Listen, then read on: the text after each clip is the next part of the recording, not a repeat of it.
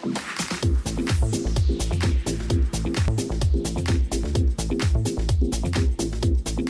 первых секунд матча в составе клуба «Газпром-Югра» появился звездный новобранец Тиаго, который заменил, казалось, незаменимого легионера в составе газовиков Робиньо. Впрочем, несмотря на пристальное внимание специалистов и болельщиков к персоне Тиаго, особенно проявить себя киперу сборной Бразилии в первой половине матча не удалось.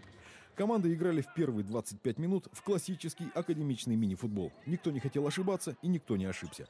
Полумоменты у своих ворот Тиаго и Густаво с легкостью ликвидировали, сведя на нет усилия нападающих. Второй тайм был куда интереснее первой 25-минутки. Достаточно быстро, на 28-й минуте, хозяева взломали академичный ход встречи, забив гол со стандарта. Отличился Лима 1-0. После забитого мяча югорчане продолжали атаковать и были близки к тому, чтобы увеличить свое преимущество. Но забить мгновенно второй гол не удалось. Лишь на 44-й минуте Игорь Жданов совершил слаломный проход к воротам гостей и неотразимо пробил 2-0.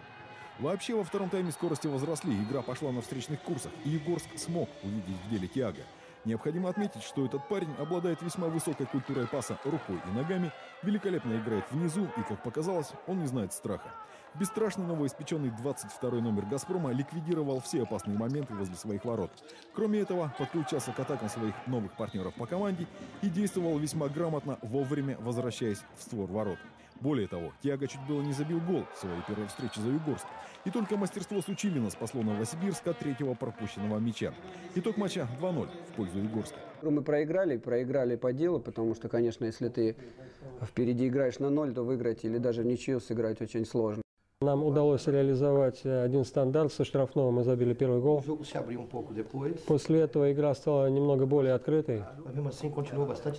Но все равно все-таки больше чувствовалось тактических заданий, особенно это касалось обороны.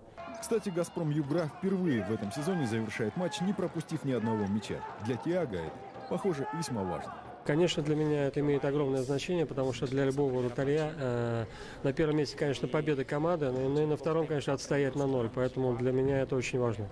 Из проблем Тиаго отметил только языковой барьер с российскими игроками, который он надеется преодолеть в ближайшее время.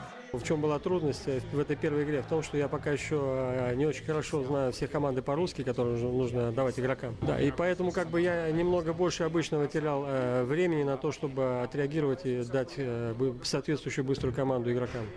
Яркая и надежная игра этого футболиста сейчас, вероятно, поставит Милтиньо перед тяжелым выбором. В составе 4 звездных бразильцев, а на паркет выходить могут только 3.